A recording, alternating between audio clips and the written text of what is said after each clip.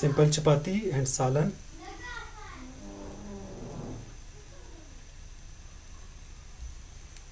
You are watching making simple chapati.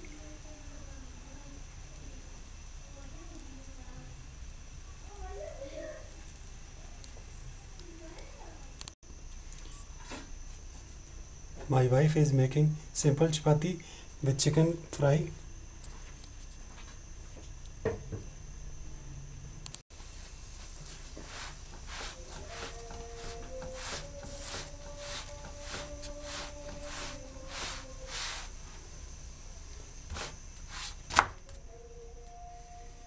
सर्दियों में तवे से उतरी हुई गरम गरम चपाती सालन के साथ बहुत ही मज़ा करती है और इसका एक अपना ही मज़ा होता है।